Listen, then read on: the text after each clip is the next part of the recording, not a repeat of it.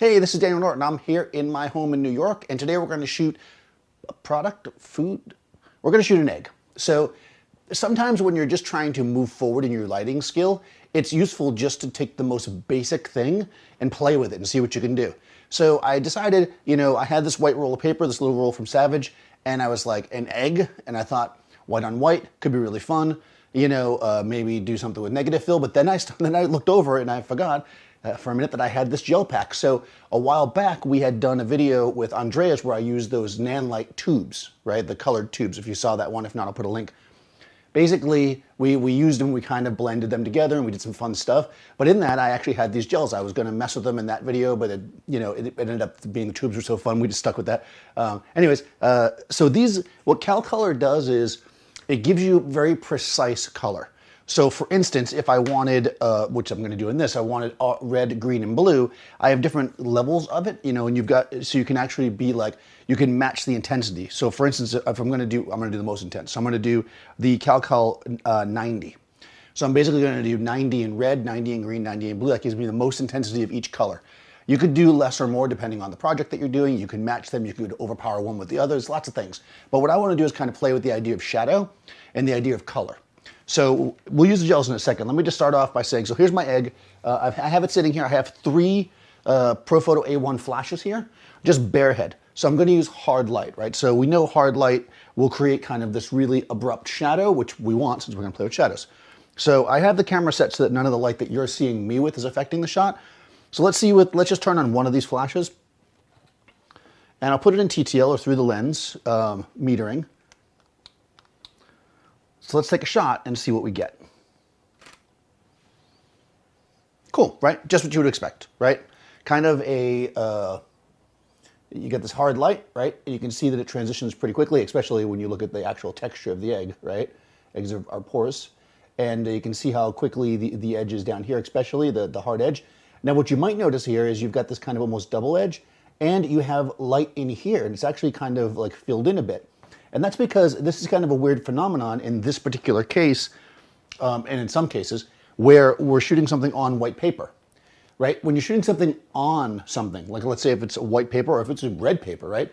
What's gonna happen is, if you light kind of past it, so in other words, the light that's coming from our hard source is going past, hitting it, but then some light's going past it and wrapping around.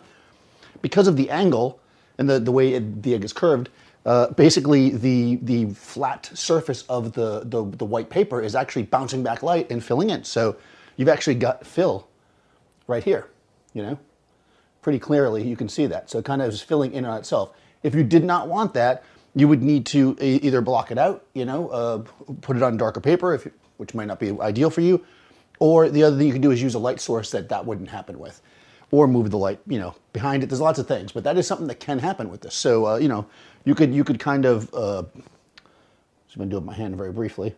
See if I can pull this off, right? Yeah, so that helped a little bit. Yeah, I just put my hand and block part of the light. So basically, if you had something like a barn door, you could basically bring it in, and that would help with that if you were trying to reduce that. But I do not want to reduce that. I actually I'm going to use that to my favor here, right? So I have 3 lights. So I have that one, right? And then I have this guy over here, and this guy over here. I'm going to turn them all on. So I'm in TTL, like I said, that's through the lens metering.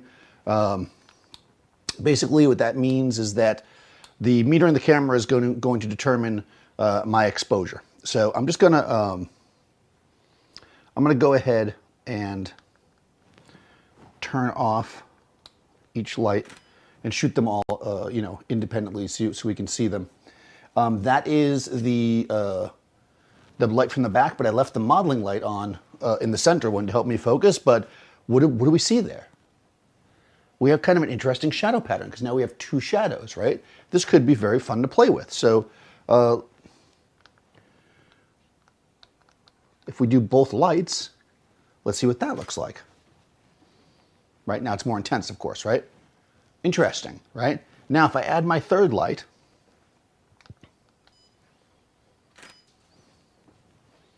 now we're getting even more. And really, if I had more lights Actually, I do have one more light. If I had more stands where I could get the light in the right position, you could just keep going around this thing. You could make virtually a flower if you had enough lights to do this. And that may be a project I work on later when I have all my stuff again, because it's kind of a cool thing, right? They're going to keep wrapping around, and that's kind of fun, right? And it's got this cool grayscale vibe going on to it, but we want to use color, right? I said that at the beginning. So let's play around with color.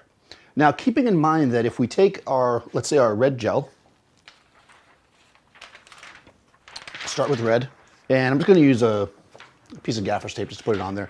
I mean, really, you could and should probably cut gels exactly to size for these flashes, but these CalColor gels I use for the big flash mostly, so I don't want to cut them up. All right, so I'm going to put the red gel on, which is I'm putting in my C group. And again, I'm in TTL, so it should compensate automatically.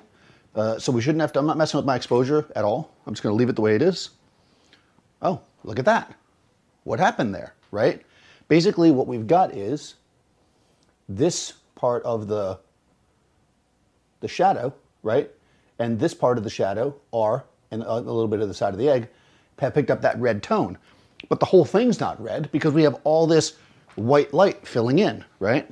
And we can kind of play around with this. Like I could turn off any number of these lights.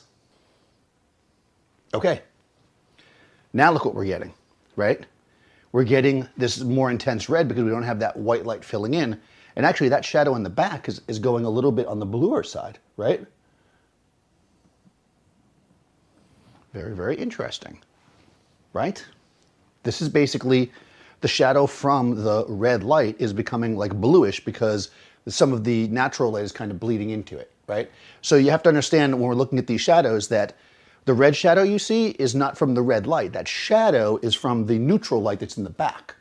And the shadow that's kind of bluish color is from the red light. The red light's causing that shadow, right? Okay, cool. But let's play around a little bit. I'm gonna stick with 2 lights for now.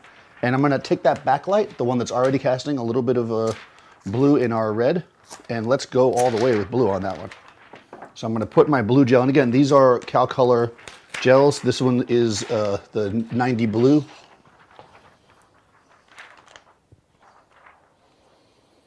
And it comes down to intensity, basically. If you go with a lesser number, you'll have a less intense color. Cool. All right, so now we've got red and blue, and no neutral light in here at all. I'm just using 2 lights. Right, okay, wow, right? Now that blue side is very blue because, again, now I have a blue gel filling in, and this part up here is a bit red. This part here is blue. We're seeing some areas where they're overlapping, like look, this kind of orangey color here. It's kind of coming up into very pinkish.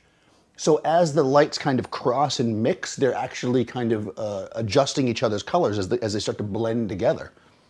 So let's add a neutral light again into the middle. Let's see what that does for us. So now this is the central light is going to be neutral. Yeah, that kind of ruins it, right? I mean, not really, but it makes it neutral. And this right here, our little area here, has a lot of color going on, right? Kind of a blue, kind of a red, a little bit of magenta. We have blue over here. We have like a yellowy color here now, like a very, very light. So that's because the neutral light is now kind of overpowering everything else, which is still cool, right? You can definitely use that if you need a color to be neutral. In fact, this is one way that I often will make color shadows is like this, because this then allows me to have that normal skin tone, let's say if we were shooting a person. But since we're not shooting a person, and I want to go all out, I'm going to put green in the center. So I just went RGB because, you know, RGB. That's very common for us photographers. We like that. There's also, you could go, they have pink, they have magenta. They got a lot of different colors you could use. Okay, so now I'm going full on color. There's no neutral in here at all. This is basically a red light, a green light, and a blue light. Right, all right. Now we have nice intensity, right? And if we look here, while it's not completely neutral, this is fairly neutral here, you know, as is the ground around. Because where these three meet, you know, the red, the green, the blue kind of makes gray, if you will, right? So we're getting, this is not, because of the way I'm doing it, this is not absolutely precise, but it's pretty close. And you can see that we're getting, you know, again, like a neutral here. And we are getting, again, blends of color here. These yellows, these pinks, more yellow down here. We get some blues at the top. And then when we look down here at our shadows, you know, again, we still have the same shadows, but they now have nice, interesting color going on. You know, we've got this like, you know, these like aqua blue. We got deeper blues and purples. It goes into black there, obviously, because no light is really hitting it. And there you go. Now, if I wanted to fully clean this up, the way that I would do it is, well, I could do it is if I had another light, I could do what we did before and shoot a neutral in the center. But remember where we were talking at first. If I were to do that, I would need to make sure it's a light that's small enough that it's not going to, because of our situation, that it's not going to kick back light onto the backside and kill our color. So I think with what I've got, this is probably what I like the most. I left some space around it. And one other thing, hold on. Yeah, this is gonna work perfect. Let's do this. Yeah. I mean, that was pretty good. That was pretty good, but this,